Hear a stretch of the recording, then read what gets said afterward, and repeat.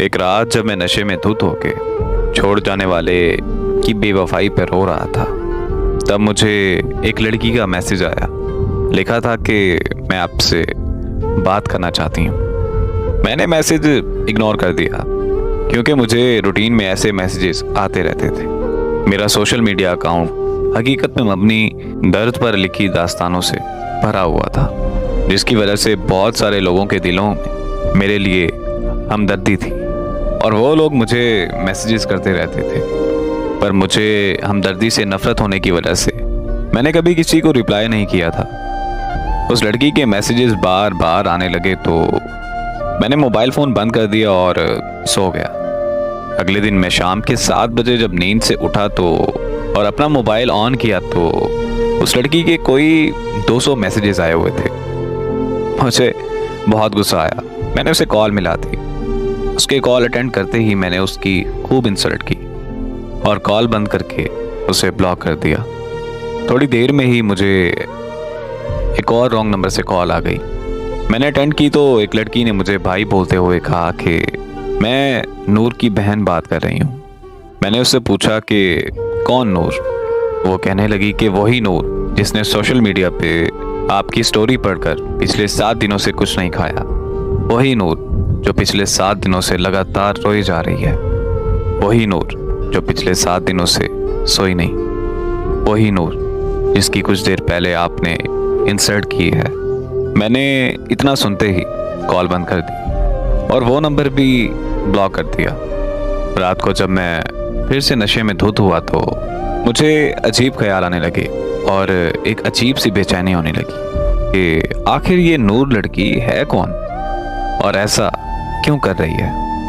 تجسس اتنا بڑھ گیا کہ میں نے اسے ان بلاک کیا اور کال کر دی۔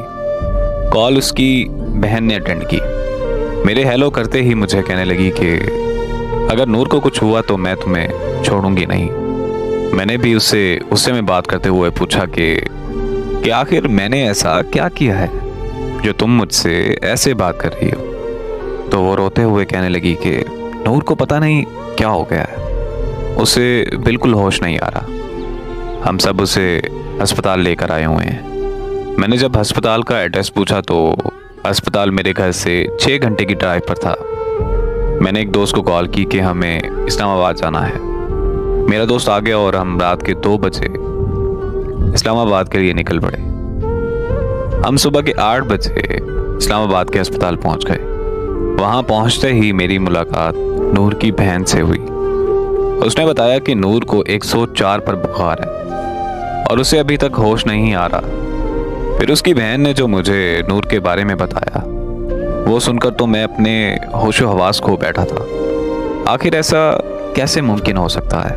نور کی بہن نے مجھے بتایا کہ ہمارے والدین ایک روڈ ایکسیڈنٹ میں مارے گئے تھے۔ نور کو ان کی موت کا صدمہ بہت گہرا لگا۔ ایک دن میں نور کو کھانا دینے کے لیے اس کے کمرے میں گئی اور اچانک سے نور مجھ پر چیخنے لگی۔ وہ کہنے لگی کہ یہاں سے چلی جاؤ اور مجھے مارنا شروع کر دیا۔ میں اور میرے ماموں نور کو ہسپتال لے گئے۔ وہاں جا کر پتہ چلا کہ نور ایک دماغی مرض میں مبتلا ہے۔ یہ ایک ایسا مرض ہے جس سے انسانی سوچ، احساسات اور متاثر ہوتے ہیں، پر ہمیں لگا کہ بس یہ ماں باپ کی موت کا صدمہ ہے اور کچھ ہی دنوں میں نور بالکل ٹھیک ہو جائے گی۔ تو ہم نور کو گھر واپس لے آئے، لیکن نور کی حالت دن بدن بگڑنے لگی۔ اس کی حالت اتنی خراب ہو گئی کہ نور خودکشی کرنے کی کوششیں کرنے لگی۔ ہم نور کو فوراً ماہر نفسیات کے پاس لے گئے۔ انہوں نے بتایا کہ دیگر امراض کی طرح اس مرض کا علاج بھی ادویات اور تھیراپی سے کیا جا سکتا ہے، پر بنا علاج کے نور کی حالت دن بدن خراب ہوتی جائے گی۔ اگر مزید دیر ہو گئی تو نور کو پاگل خانے بھی بھیجنا پڑ سکتا ہے۔ تو ہم نے فوراً نور کا ٹریٹمنٹ شروع کروا دیا۔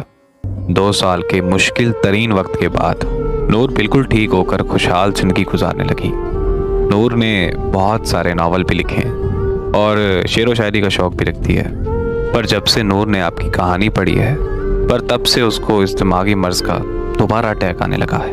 نور کی بہن کی بات مکمل ہوتے ہی مجھے خبر ملی کہ نور کو ہوش آ گیا ہے اور اس کی بہن نور کی طرف بھاگ گئی۔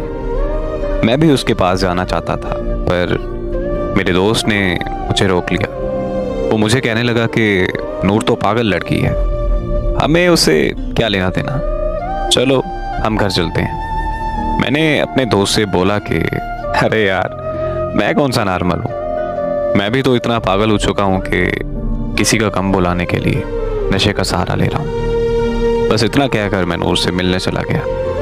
नूर मुझे देखते ही उठकर बैठ गई। उसकी खुशी की कोई इंतहा ही नहीं थी। जिंदगी में पहली बार मैंने खुद की वजह से किसी के चेहरे पर खुशी देखी थी, और उसके चेहरे पर खुशी देखकर जो मुझे सुकून महसूस हो रहा था, वो सुकून मैंने पहले कभी महसूस नहीं किया था। मैं नूर के करीब जाकर बैठ गया और उससे उसका हाल चाल पूछने लगा, तो वो मुझे कहने लगी कि आपके आने से सब कुछ ठीक हो गया है।